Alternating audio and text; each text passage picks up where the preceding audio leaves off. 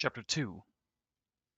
The next few days went swimmingly, mostly because the men decided to go fishing on some of the smaller day boats and hunting on one of the larger islands. This was a bonding time for all the men, and more importantly, a good time that the Queen was able to ease the princess into island life. This included meeting the local ladies and learning the way of the castle. She introduced her to the castle staff and put her weight behind the young princess, and the staff began to slowly think of Abigail in the same way as they thought of their own queen and princess, someone to cherish, protect, and secretly aid as much as possible. When the men finally returned 3 days later, King Eshek was openly pleased at how close his soon-to-be daughter by law and wife were.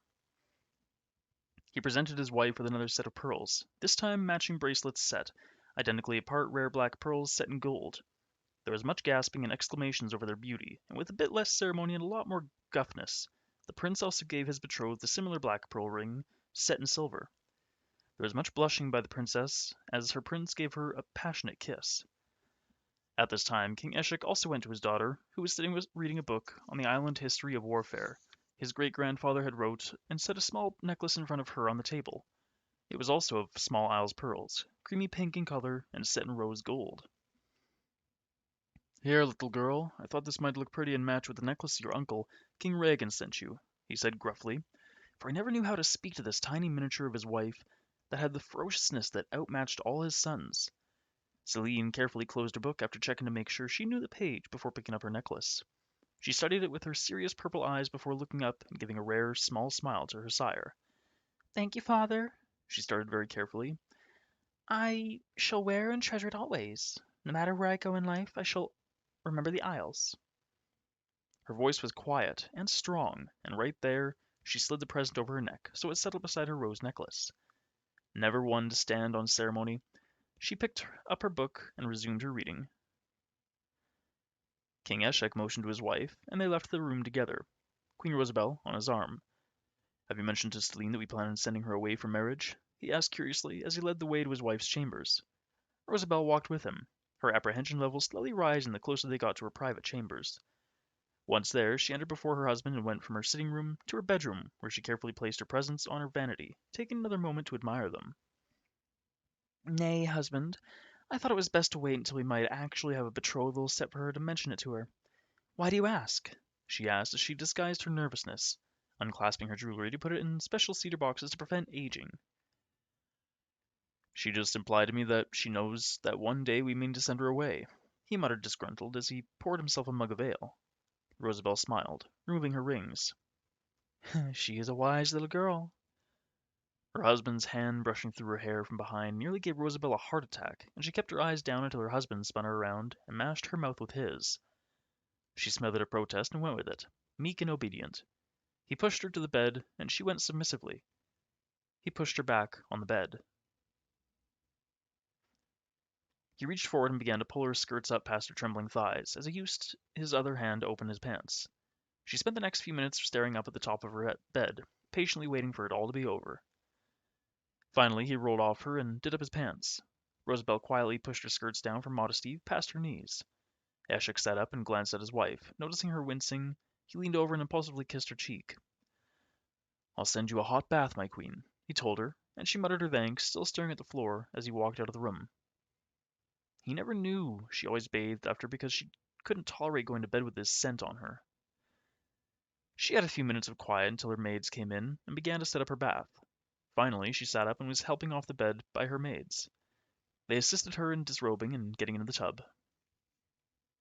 And she waited until they were gone to weep bitter tears of pain and shame. By the time the maids returned, Rosabelle was her calm, normal self. There was no feast that evening, as the wedding was the following morning, and the staff were preparing the castle, and the nobles were having some private time. Rosabelle was settled in her rooms, having some alone with her beloved daughter. Celine hated having baths, as soon Rosabelle had bathed her that day, and now the two and Helen were alone in the sitting room. Princess Abigail was spending her own time privately in prayer to the mother for guidance. The wedding day was humid, and the fog was thick, all good signs in the Eilers' minds. The wedding was taking place on the beach, and the princess was shivering in the cold as she began her long, barefooted walk down to the beach. As custom dictated, she was wearing a simple sheath dress, her hair unbound and cascading down her shoulders. She came to her prince with no adornments for their marriage ceremony, and it was the early morning. In the evening celebrations, she could be fully dressed and adorned completely. Abigail stared at her future in-laws with longing. Both Queen and the young princess were well dressed, having no part in the ceremony. Both were bundled head to toe in long fur robes, though Celine looked hot. The Queen smiled encouragingly to Abigail as she and Princess Celine, as the royal women followed her to the beach where the male royals waited. The stones of the castle walkway sent chills up Abigail's legs, and her skin, so soft and creamy, became nearly pale blue and riddled with goosebumps. To her intense embarrassment, when she looked down, her white gown was showing that her nipples were protruding through her gown. She resisted the urge to cover herself and instead just hoisted her small bouquet of wilted flowers a bit higher. The local peasants watched them go, but no one cheered, and Abigail kept her eyes trained on the ground as she walked. Finally, she slowly winced walking over the stones of the road until she hit the sandy beach. She looked up and seen the prince, strong and powerful, waiting for her with a priest. She stood in front of him, and the priest cleared his throat and motioned for the two of them. Abigail shuddered before taking her betrothed's hand and allowing him to lead her into the water until it was up to her thighs. Instantly she began to shiver hard, her teeth chattering out loud as the priest joined them. Her fingers were tight on Zahir's hand as the priest began to speak. "It is by the will of the gods that these two, Zahir of the Isles and Abigail of Drela, be joined in marriage.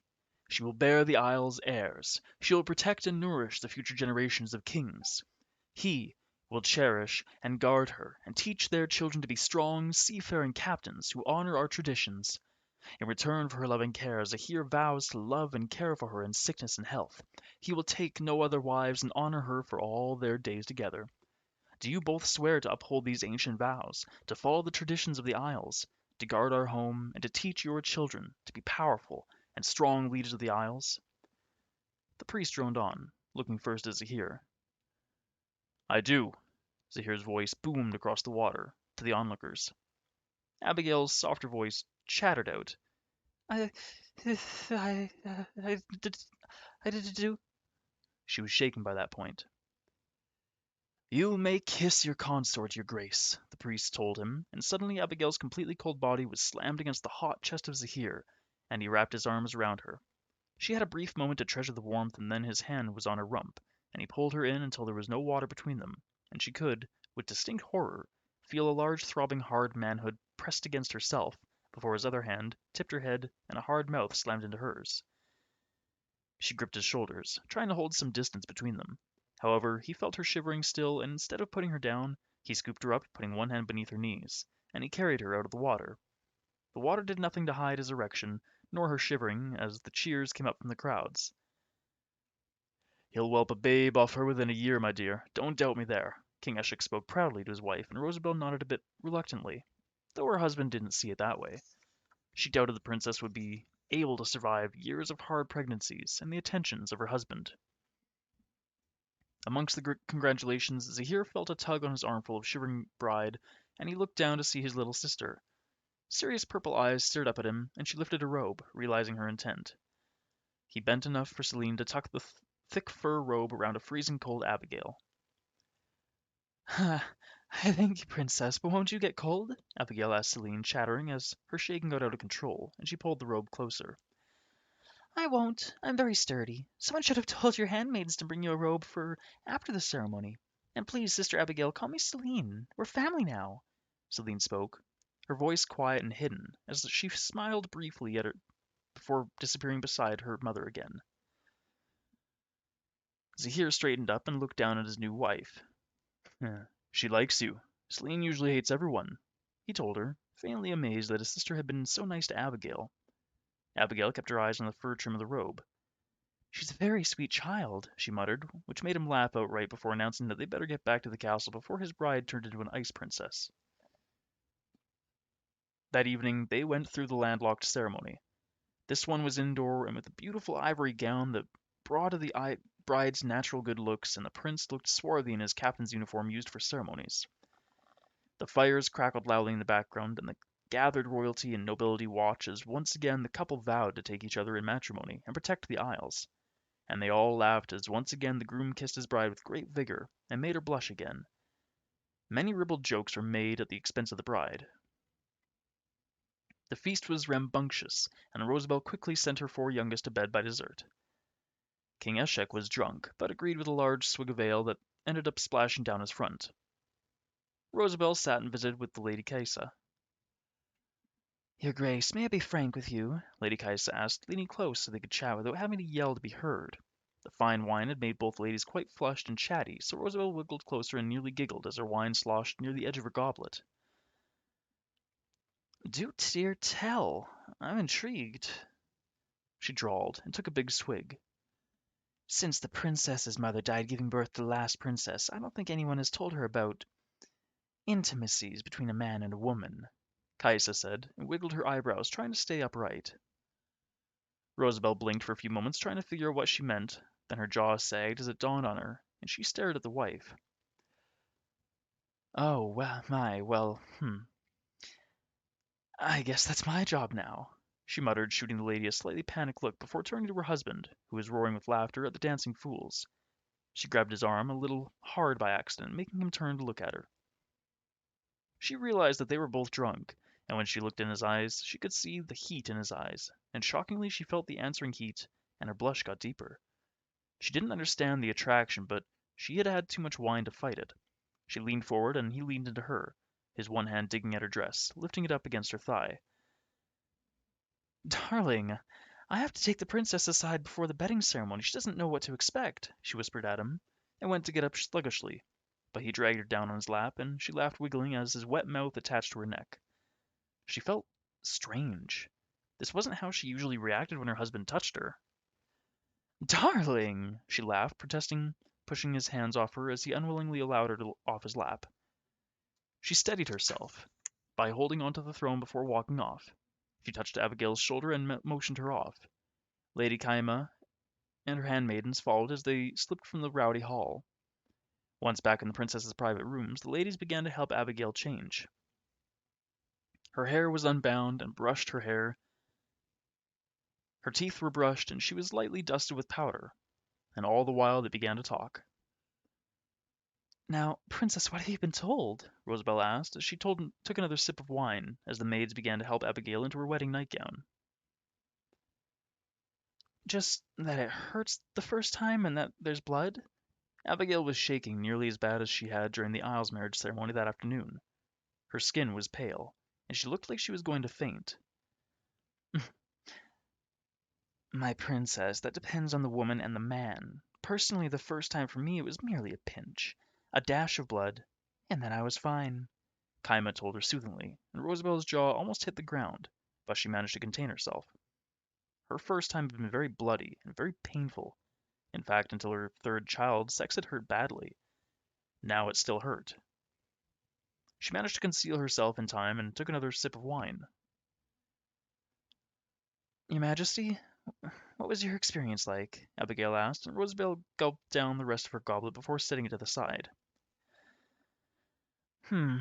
It hurt, my dear, but my husband was also a drunk who was, well, rushed and demanding that never works out well for the first time. My son is, like his namesake, the old king. He is calculating and smart, and he will ensure that it is not too painful for you. My advice to you, my dear, is to try to relax and do as he says." Rosabelle could only lamely offer with a soft frown to her own logic. "It is true, my princess, as old as that advice may be, there is nothing wrong with it, for it is sage and true advice. The more you think of it, the more you will tense up and the more it will hurt," Kaima supplied for comfort. Abigail looked confused and just as worried, so Rosabelle offered her the goblet of wine. "Here, my dear, this will help more than anything we could say," and Abigail took the offered goblet and swallowed it all nervously. In the hallway there was easily heard the groom's arrival. Hurriedly, Abigail rushed past the women and crawled into the bed to be modestly covered. Before Kaima or Rosabelle could stand, the door opened, and in poured most of the drunken noblemen and her three-quarters naked son. Rosabelle turned her head away blushing as the men ripped down the bedding and threw her son beside his cringing, blushing bride. The men were all calling suggestions, each getting bawdier and bawdier with each ribald call. Finally, with a loud holler, Eshek chased the men and women from the room until it was just a few intimates left. "Come, wife, let's leave the children behind." He grabbed Rosabelle around the belly, and the drunk royal couple staggered from the room. The door slammed shut, and Abigail was pressed as close to the edge of the bed as possible with her eyes clenched shut. At first, nothing happened, until she felt the bed shift and he slid out of the bed. First his boots thudded on the ground, and then she heard his pants and belt slam to the ground. Then the covers tugged back despite her best efforts, and she released them reluctantly, rigid and trembling. Unfortunately for Abigail, with how the young princess had been raised, there was no way for her to relax, and the rest of the evening passed in pain, even though the young prince did try to make it as enjoyable as possible. For the king and queen, it was a surprisingly delightful evening, as it was the first time that Rosabelle was a truly willing partner. The next morning, when the ambassador seen the sheet hanging from the flagpole, he made his arrangements to leave in 3 days. He didn't see the queen or king until the following evening. In fact, the entire day was very quiet. Everyone was recuperating, and Helen kept her charge firmly locked in her room. The days were quiet until the morning before the ambassador's party was set to leave, and the royal family gathered to say farewell. This was the first occasion that the Princess Abigail had been seen since the wedding brunch. She was pale and looked a bit overwhelmed, but that could be easily attributed to the circumstances. Zahir was swaggering throughout the brunch. Rosabelle was chatting away with the Lady Kaima about sending some casks of wine back from her husband's vineyards, on the next ship to the Isles. Eshek was visiting with the Lord Johann when the children who had all been allowed out for the brunch were acting rambunctious. Rosabelle wasn't even paying attention to the children, her guard was down for the first time in years. It seemed like things were finally going in a way that showed a ray of sunshine for Rosabelle's family. Eshek was sending his own ambassador, his brother Corin, on the ship to start inquiring to various kingdoms about Selene. Eshek even told Corin to say his little princess would come with her weight in Isles pearls as her dowry. However, that beam of light was about to fade. The two youngest princes, Lorne and Pyronus, enjoyed tormenting their sister. Usually Fidelius would break it up, but he was too far away from the two princes, sitting on the opposite side of the hall. Selene was sitting off by herself, eating quietly, until her two brothers began to throw food at her. At first it was ignored by the others because Selene ignored it until Lorne began to pull on her braided hair. At that point, Selene spun around with a shriek and punched her brother flat in the nose. He fell back with a yell that attracted the attention of the entire room. Pyronus launched himself on his little sister, trying to grab her hair. She slapped his hands away, her fingernails in claws. Lorne crying on his back as blood gushed around his hand, holding his nose. Pyronus and Selene were engaged in a full brawl. Eshek gave a bawdy laugh. Look at the fighter my little girl is, he told Johann proudly as he waved a few of the servants forward to separate them. They intervened and began to pull them apart. As they did, Peronius' hand was wrapped around his sister's rose necklace, and when the servants drew them apart, the necklace broke off, and all hell broke loose. With the loss of her necklace and the powerful enchantments on it, Selene's powers bled to the surface. She screamed sharply, and suddenly flames shot up from the bank of fire pit. The servant holding her back dropped her with a shriek as she burst into flames. The primal screams of the poor servant and her flailing around made people leap up and flee. Selene landed on her hands and knees, her skin turning almost the same red as her hair, and she screamed again, and people ran from her crying out. Rosabelle leapt to her feet along with the others at the head table, her eyes seeking out Fidelius.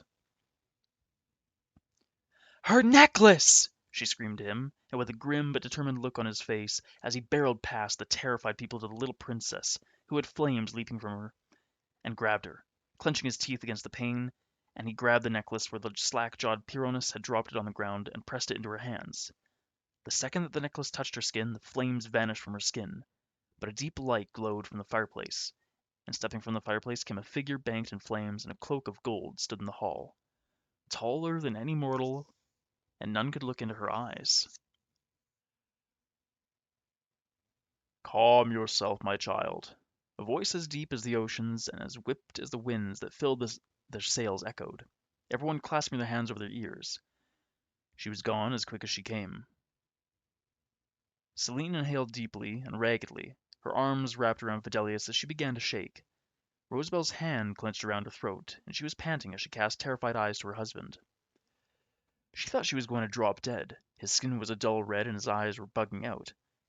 Madness was creeping into his eyes, and she began to ease backwards, too scared to be near him. Like getting away from a rabid animal, she tried to move as far away as possible as she glanced around the room. The ambassador Johann and his wife's eyes were filled with shock, but not terror. Abigail was still sitting, and she watched her husband shrewdly. Her eldest son looked greedy. Somehow his calculating look terrified Rosabelle more than the deeply imprinted shock on her husband's. and just as sudden as the silence was Eshek's bellow breaking it, he turned on Rosabelle, and she spun around to flee him, but before she could take a step, she felt his hand grip her by the hair and yank her back. She screamed, falling against him before his hand hit her across the face. She felt blood fall from her mouth as he threw her to the ground. She slammed down with a cry of pain on her side, and she tried to roll away from her as he kicked at her. "You two-faced bitch!" he screamed at her, as he slapped her again. Fidelius took a step forward with Celine in his arms, when, and he would swear for the rest of his life that it happened this way, Celine scrambled out of his arms, dropping the necklace on the way as she ran across the room, leapt over the table, and jumped monkey-style into her father's back. Her hands slapped on his face, and Eshek screamed in pain as smoke rolled up from his skin, and he dropped to the ground, unconscious. Celine staggered up off her father, and her eyes snapped up to stare at her eldest brother. Her eyes licked flames, and suddenly the princes and the royal guard were all on the ground unconscious. Celine swayed in place as her mother rolled over and cautiously reached out to her daughter. With a loud sob, Celine rushed into her mother's arms. As soon as Rosabelle cradled her, the little princess collapsed in exhaustion. Rosabelle cradled her as the serving maids and the visiting royal part stared at the queen. For long moments no one spoke. Only the foreigners were still conscious. Fidelius hastened to Rosabelle's side and helped his bleeding queen to a chair, her daughter still wrapped in her arms. Ambassador Johann stepped forward hesitantly. Your Majesty?" he asked the queen. Rosabelle looked at him, tears spilling from her face. "Please, my lord, take her with you. If she's here when Eshek wakes up, he will kill her. Take her, please."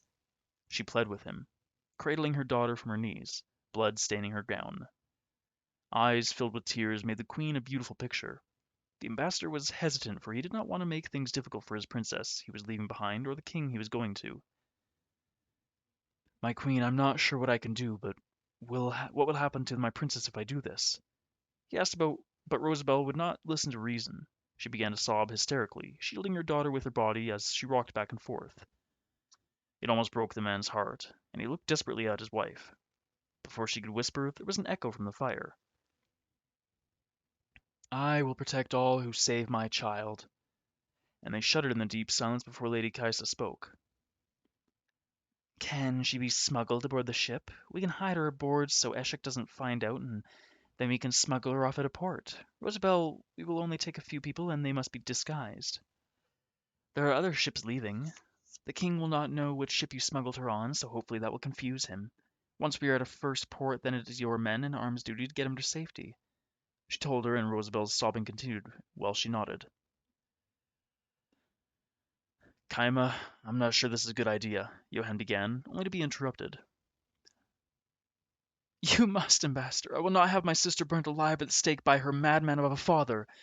No offense, mother. And our patron will protect us." Abigail intervened and nodded to Rosabelle, but Rosabelle had told Abigail to call her mother the day before at a private afternoon tea. "Helen, go gather a change of clothes for her. Mary, go gather all my pearls and the other jewels my husband has given me. Only leave my current jewelry and my family jewels for my mother. Fidelius, you and Witten and Warren need to be ready to leave in 10 minutes. Rosabelle gave her orders through the tears as everyone began to rush to her bidding. "My queen, I can't leave you alone with them," Fidelius pled. He fell to his knees beside her, and tears glistened in his eyes as he watched his beloved queen. Tenderly she cupped his cheek and gazed deeply into his eyes. "You must. I can't leave my husband, and there is no one else in the world that I would trust Celine's welfare with. You are the only one, my most trusted adviser and protector, and now you must protect my daughter. Please take her to my brother. He will protect her, please," she pled softly, and Fidelius covered her hand with his. "As my queen commands," he whispered, standing up as he nodded to his two men. It only took them a few minutes to pack up, just a change of clothes and some coins. Quickly, the delegation rushed off, and the maids came back. In sacks, they had almost Celine's weight in pearls and a change of colors in Helen's bag. Rosabelle didn't leave the castle as Fidelius lifted the princess in his arms. The maids helped Rosabelle to her feet, and her tears came fresh as she kissed her daughter's cheek well. She was unconscious. Hungrily, she scanned her face, memorizing her features as she sobbed aloud once and pushed them away. "Go with the gods before I lose my nerve. May the sea god grant you a quick journey and protect you from the king," she said as they left the castle, surrounded by the other delegation. No one gave them a second glance as they boarded the ship. The Islers crammed into the one small cabin and hid away as the ship began to ready to depart. Rosabelle rushed out of the courtyard and up the paramounts, Mary, the maid, and Abigail rushing behind her. "Please, your highness, we need to lock you two up before Eshik wakes up," Mary pled as Rosabelle mounted the stairs. "Abigail, go to your rooms, and when Zahir comes in, say you were also knocked out by Celine's spell. We will say the maids moved you to where you would be more comfortable," she ordered, and Abigail nodded, rushing through the hall.